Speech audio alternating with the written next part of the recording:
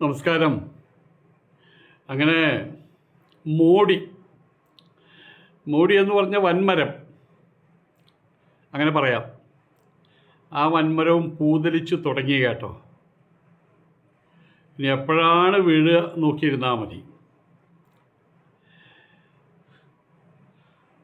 ഇപ്പോൾ ഇവിടെ നടക്കുന്ന ജൻസി വിപ്ലവം, കോക്രോച്ച് പാറ്റകളുടെ വിപ്ലവം, അതിനെ ഒരു ടവലെടുത്തിട്ടിങ്ങനെ തുടച്ച് കളയാൻ പറ്റുമെന്ന് തോന്നുന്നില്ല. അതെന്തോ ആകട്ടെ, തുടച്ച് കളയാൻ പാടില്ല. ജനാധിപത്യ രാജ്യത്ത് ഒന്നിനെയും തുടച്ച് കളയരുത്, അടിച്ചമർത്തരുത്. അത് ഭൂഷണമല്ല. അഥവാ അടിച്ചമർത്തിയിട്ടുള്ള ഭരണം, അടിച്ചമർത്തുന്ന ഒരു ദേശത്തെ നമുക്ക് ജനാധിപത്യ ദേശം എന്ന് പറയാൻ പറ്റുമോ? അവിടെ ജനങ്ങളുടെ ആധിപത്യം ഇല്ല എന്നല്ലേ ഇതിൻ്റെ അർത്ഥം. നമ്മുടെ രാജ്യത്ത് പല അടിച്ചമർത്തലുകളിന് മുമ്പ് ഉണ്ടായിട്ടുണ്ട്. ബ്രിട്ടീഷുകാർ നമ്മൾ അടിച്ചമർത്തിയതാണല്ലോ.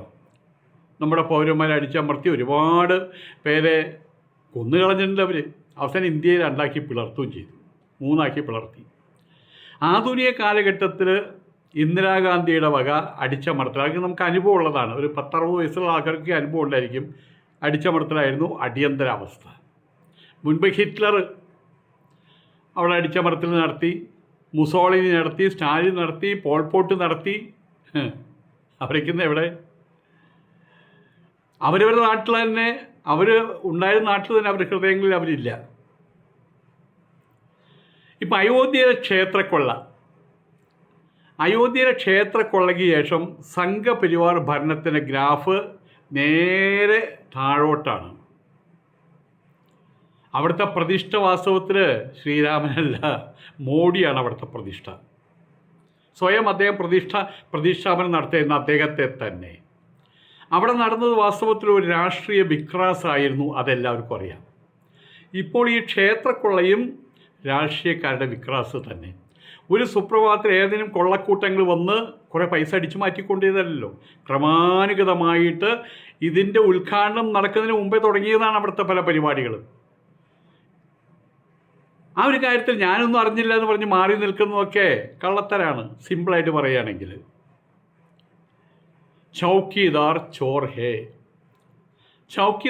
ഹേ എന്ന് പറഞ്ഞാൽ കാവൽക്കാരൻ കള്ളൻ. നമ്മൾ കാവൽക്കാരനെ ഏർപ്പെടുത്തി പോയിരിക്കുക, അയാളാണ് കള്ളൻ.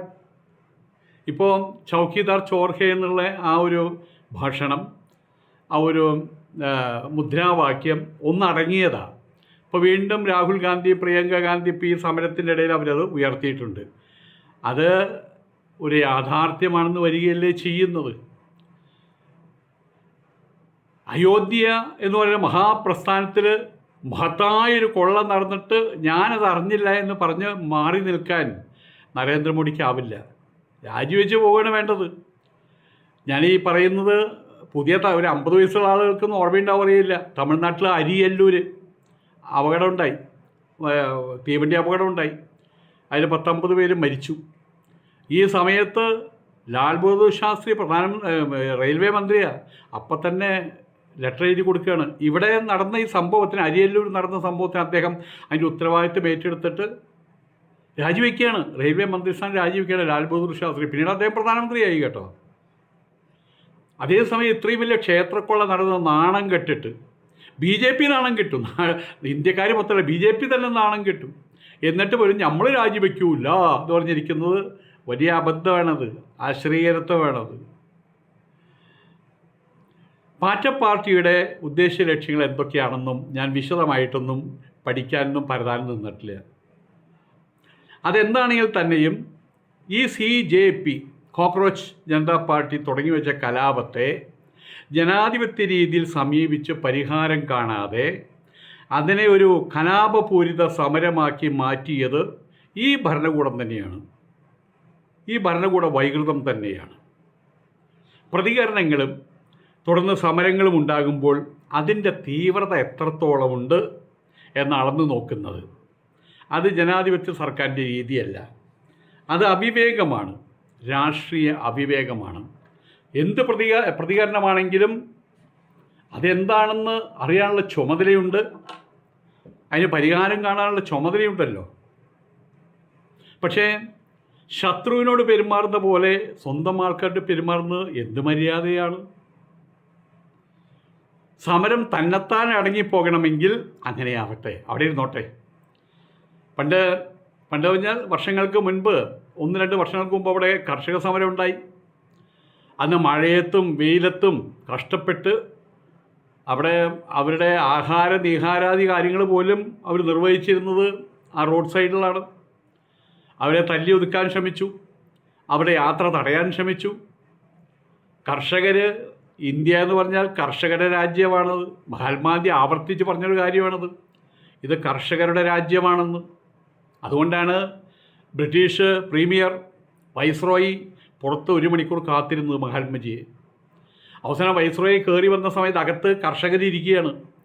അവസാനം കർഷകർ പോയി വൈസ്രോയി അകത്ത് കയറിയപ്പോൾ വൈസ്രോയി പറഞ്ഞു, മഹാത്മജി ഞാൻ 1 മണിക്കൂറായിട്ട് വെയിറ്റ് ചെയ്യായിരുന്നു കേട്ടോ. ഒരു ഒത്തിരി ഗൗരവത്തിലാണ് പറഞ്ഞത്. അപ്പോൾ മഹാത്മജി പറഞ്ഞു, എനിക്കറിയാം അങ്ങോട്ട് വെയിറ്റ് ചെയ്യാമെന്ന് എനിക്കറിയാം. അങ്ങ് ഈ രാജ്യത്തിൻ്റെ വൈസ്രോയിയാണെന്നറിയാം. പക്ഷേ ഈ പോയവരാരാണെന്ന് അങ്ങേക്കറിയാമോ? അവർ ഈ രാജ്യത്തിൻ്റെ അധികാരികളാണ്, ഉടമസ്ഥന്മാരാണവർ, ഈ രാജ്യത്തിൻ്റെ ഉടമസ്ഥന്മാരാണ് അവരെന്നാണ് പറഞ്ഞത്. കർഷകർ, ആ കർഷകരെ വഴിയിലിട്ടിട്ട് വറുത്ത് കളഞ്ഞില്ലേ ഈ നരേന്ദ്രമോദി. ഇതൊക്കെ ആൾക്കാർ ഓർമ്മിച്ച് വയ്ക്കുന്നുണ്ട്. ഏതായാലും സമരം അങ്ങനെ അടങ്ങിപ്പോണേ തന്നെത്താൻ അടങ്ങിപ്പോട്ടെ. അങ്ങനെ പറ്റിയില്ലെങ്കിൽ അടക്കി ഒതുക്കാൻ കഴിയുന്നതാണെങ്കിൽ അങ്ങനെയാകാം, ബുൾഡോസറൊക്കെ ഉണ്ടല്ലോ. അതൊന്നും പറ്റിയില്ലെങ്കിൽ മാത്രം ചർച്ച. ഇത് നല്ലൊരു ഭരണാധികാരിയുടെ ലക്ഷണമായിട്ട് കാണാൻ എനിക്ക് കഴിയില്ല. ഏതായാലും അത് സ്വേച്ഛാധിപതികളുടെ സ്വഭാവമാണ്. തങ്ങളുടെ നേരെ വിരൽ ചൂണ്ടുന്നവരെ അടക്കിക്കളയുക, അവരെ അടക്കിക്കളയാൻ പറ്റില്ലെങ്കിൽ തൻ്റെ പരിധിയിൽ നിർത്തുക, അല്ലെങ്കിൽ അവരെ ഇല്ലാതാക്കി മാറ്റുക. ഇതൊക്കെയും സ്വേച്ഛാധിപതിയുടെ മാർഗങ്ങളാണ്. ജനാധിപത്യ രീതിയിൽ ഭരിക്കുന്ന ഗവൺമെൻറ്, ഇപ്പുറത്ത് പ്രതിപക്ഷം, ഇതിന് തമ്മിലുള്ള വ്യത്യാസം വലിയ വ്യത്യാസമല്ല. 10 വോട്ടാണുള്ളെങ്കിൽ 6 വോട്ട് കിട്ടിയ ആൾ ഭരിക്കുന്നു, 4 വോട്ട് കിട്ടിയ ആൾ പ്രതിപക്ഷത്ത്. ഈ 4 വോട്ട് നിസ്സാരമാണോ? അവർക്കുമില്ലേ പരിദേവനങ്ങൾ, ആ ഭാഗത്തുള്ള ആൾക്കാർക്കുമില്ലേ അവകാശങ്ങൾ. അപ്പോൾ അത് മുഴുവൻ അടക്കി ഒതുക്കുക, അടക്കി അതിനെ ഇല്ലാതാക്കി മാറ്റുക, അവരുടെ ശബ്ദത്തെ ഇല്ലാതാക്കി മാറ്റുക എന്നുള്ളത് ചെയ്യുന്നത് ജനാധിപത്യ വിശ്വാസത്തിന്, ജനാധിപത്യ രാജ്യത്തിൻ്റെ ഒരു അന്തസ്സിനെ കാത്തുസൂക്ഷിക്കുന്ന കാര്യമല്ലല്ലോ. ഏതായാലും ഇപ്പോഴത്തെ സാഹചര്യത്തിൽ പാർട്ടി പാർട്ടി ഒരു കാര്യം മനസ്സിലാക്കി വെച്ച് കഴിഞ്ഞിട്ടുണ്ട്. അവർ തുടങ്ങിയത് വാസ്തവത്തിൽ ഈ യൂട്യൂബിലും ഫേസ്ബുക്കിലൊക്കെയുള്ളൊരു മറ്റേ പ്രസ്താവനയായിട്ട് തുടങ്ങി വെച്ചതാണ്. പക്ഷെ അത് വലിയൊരു സംഭവമായിട്ട് മാറിക്കഴിഞ്ഞിരിക്കുകയാണ്. ഇപ്പോഴത്തെ ഈ സാഹചര്യത്തിൽ ഇപ്പോൾ സമരം നടക്കുകയാണല്ലോ. കോൺഗ്രസ് അതിൽ പങ്കെടുത്തിട്ടുണ്ട്, മറ്റു പല രാഷ്ട്രീയ കക്ഷികളും നേരിട്ട് പങ്കെടുത്തിട്ടുണ്ട്. മുലായം സിംഗിൻ്റെ മകൻ അദ്ദേഹം പങ്കെടുത്തിട്ടുണ്ട്. ഓരോ ദിവസം കൂടുന്തോറും അഴയുകയല്ല, മുറുകുകയാണ് സമരം. ആയതുകൊണ്ട് തന്നെ ഇപ്പോഴത്തെ സാഹചര്യത്തിൽ ഈ പാറ്റ പാർട്ടിക്കാർ, കോക്രോച്ച് പാർട്ടിക്കാർ, CJPക്കാർ ഒരു കാര്യം മനസ്സിലാക്കി കഴിഞ്ഞു.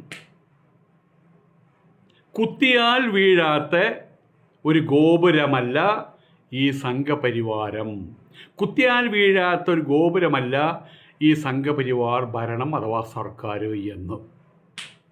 ആയതുകൊണ്ട് തന്നെ കോക്രോച്ച് പാർട്ടിയുടെ പ്രക്ഷോഭങ്ങളും സമരങ്ങളും, നമ്മൾ പറയാറില്ല ഒരു രാത്രി കൊണ്ട് നേരം വെളുക്കില്ല എന്ന് പറഞ്ഞ പോലെ പെട്ടെന്നൊന്നും ഒതുങ്ങാൻ പോകുന്നില്ല. മുൻപായിരുന്നെങ്കിൽ ആ വിദ്യാഭ്യാസ മന്ത്രിയുടെ രാജി കൊണ്ടെല്ലാം ഒതുങ്ങിപ്പോകുമായിരുന്നു. ഒരു പഴം കൊടുത്ത് കുട്ടിയുടെ കരച്ചിൽ മാറ്റാമായിരുന്നു. പക്ഷെ ഇപ്പോൾ അവൻ കുട്ടിയല്ല, അവൻ വളർന്നു കഴിഞ്ഞു. ഞാൻ അവനൊരു പഴം വാങ്ങിച്ചു കൊടുക്കുക എന്ന് പറഞ്ഞിട്ട് അവൻ ഒതുങ്ങിപ്പോകാൻ പോകുന്നില്ല. പെട്ടെന്നൊന്നും ഈ സമരം നിർത്താനും പോകുന്നില്ല. നേപ്പാളിലും ബംഗ്ലാദേശിലും നടന്ന പോലെ, ഒപ്പം മുല്ലപ്പൂ വിപ്ലവം ഉണ്ടായല്ലോ പശ്ചിമേഷ്യയിൽ, അതുപോലെ തന്നെ ആണിതും. ഇതൊരു ജൻസി വിപ്ലവം തന്നെയാണത്. ഇതേതെങ്കിലും ഒരു വ്യവസ്ഥാപിത രാഷ്ട്രീയ പാർട്ടിയുടെ ഒരു കൺവെൻഷനലായിട്ടുള്ള ഒരു സമരത്തിൻ്റെ രീതിയല്ല, ആ രീതിയിലല്ല ഇതിൻ്റെ പോക്ക്. ഞാൻ മനസ്സിലാക്കിയോടത്തോളം വ്യവസ്ഥാപിതമായിട്ടുള്ള രാഷ്ട്രീയ പാർട്ടികളുടെ സമരങ്ങളിൽ അവർക്കൊരു പരിധി വിട്ട് മുന്നോട്ട് പോകാൻ കഴിയില്ല. അവർ നിയന്ത്രിതരാണ്, അവർക്ക് നിയന്ത്രണമുണ്ട്. അതിന് കാരണം അവരുടെ വ്യവസ്ഥാപിതത്വം തന്നെയാണ്. എന്നാൽ ഇവിടെ നടക്കുന്നത് ലക്ഷണമൊത്ത ജൻസി വിപ്ലവം തന്നെയാണ്. അതിൻ്റെ ക്രമവും അതിൻ്റെ മുറയും കുറച്ചുകൂടി തീവ്രമാണ്. കാരണം അവർ ഭൂരിഭാഗവും ചെറുപ്പക്കാരാണ്, യുവാക്കളാണ്. അവരെ ഭരിക്കുന്നത് ആവേശമാണ്. അടിയന്തരാവസ്ഥയ്ക്ക് വരെ കാരണമായിട്ടുള്ള പല സംഭവങ്ങളിലും ശേഷം ജയപ്രകാശ് നാരായണൻ്റെ നേതൃത്വത്തിൽ നടന്ന പല നീക്കങ്ങളിലും അന്നത്തെ ജൻസി ചെറുപ്പക്കാർ, അന്ന് ജൻസി എന്ന പേരില്ലെന്ന് മാത്രം, അന്നും ചെറുപ്പക്കാർ വലിയ പങ്കാണ് വഹിച്ചിട്ടുള്ളത്. അങ്ങനെയാണ് അന്നത്തെ വടവൃക്ഷം ഇന്ദിരാഗാന്ധി വീണുപോയത്. എന്തായാലും മോദി ഭരണം ഇപ്പോൾ 10-12 വർഷമായല്ലോ, 12 അതിലപ്പുറം എത്രയോ ആയല്ലോ, വർഷമായി ആയല്ലോ, 24 ആകട്ടെ. കുറേയൊക്കെ ജനങ്ങൾക്കത് മടുത്തു കഴിഞ്ഞിട്ടുണ്ട്. അതിൽ പ്രധാനപ്പെട്ടത് കർഷകരുടെ പരിദേവനങ്ങൾ, അവരുടെ സങ്കടങ്ങൾ, തുടർന്നുണ്ടായ വൻ സമരങ്ങൾ, അവരനുഭവിച്ച യാതനകൾ, അത് ഉത്തരേന്ത്യക്കാർക്ക് വലിയ രീതിയിൽ ബാധകമാകുന്ന കാര്യമാണത്. അതിനുശേഷം കുടിയേറ്റക്കാർക്ക് നേരെയുള്ള സർക്കാരിൻ്റെ സമരങ്ങൾ വേറെ. എല്ലാറ്റിനുമുപരി ഉത്തരേന്ത്യക്കാരുടെ അഥവാ മൊത്തം ഇന്ത്യക്കാരുടെ മനസ്സിനെ വലിയ രൂപത്തിൽ കലുഷമാക്കിയ ക്ഷേത്രക്കൊള്ളയും. ആ ഒരു കാര്യത്തെക്കുറിച്ച് ഇത്ര നാളായിട്ട് പോലും മോഡിയാണ് അവരുടെ പ്രതിഷ്ഠ. ഞാൻ അതേ പറയുള്ളൂ, ശ്രീരാമനല്ല, മോഡിയാണ് അവരുടെ പ്രതിഷ്ഠ. മോഡിയായിട്ട് തന്നെ മോഡിക്ക് വേണ്ടി മോഡിയാൽ നടത്തിയ ഒരു പ്രതിഷ്ഠ നടത്തേണ്ട ബോഡിയല്ലല്ലോ, പക്ഷെ അവിടെ അതാ ചെയ്യുന്നത്. അവിടെ ഇത്രയും വലിയ കൊള്ള നടന്നിട്ട് ഒരു സുപ്രഭാതത്തിൽ ആരും വന്ന് കുറേ അടിച്ചു മാറ്റി കൊണ്ടുവരില്ല ചെയ്തത്. പതുക്കെ സാവകാശം അവധാനതയോടുകൂടി അത് ചെയ്യണമെങ്കിൽ അവിടെയുള്ള ഭരിക്കുന്നവരുടെ കൂട്ടായ്മ അത്യന്താപേക്ഷിതമാണല്ലോ. ആയതുകൊണ്ട് തന്നെ ആ ഒരു ക്ഷേത്രക്കൊള്ളയെക്കുറിച്ച് ഇതുവരെയും പ്രധാനമന്ത്രി ഒരു അക്ഷരം കമ ശിവ എന്നൊരു അക്ഷരം വേണ്ടിയിട്ടില്ല. ടു മാ, കാ മുതൽ കക്ക ഗംഗ കായിക ചാഞ്ച മുതൽ മാ വരെ പപ്പ പമ്മ പായ്പ പമ്പമ്മ എന്ന് പറഞ്ഞ പോലെ ഒരു വാക്ക് പോലും വേണ്ടിയിട്ടില്ല. ഇതിൻ്റെയൊക്കെ ഒരു നെഗറ്റീവ് ഇമ്പാക്റ്റ് അടുത്ത തെരഞ്ഞെടുപ്പിൽ ഉണ്ടാകുമെന്നുള്ള കാര്യം ഉറപ്പാണ്. ചുരുക്കി പറഞ്ഞാൽ മോദി എന്ന വൻമരം പൂതലിച്ചു തുടങ്ങി എന്നർത്ഥം. മോദി എന്ന വൻമരം വീഴാൻ തുടങ്ങി എന്ന് സാരം. നമസ്കാരം.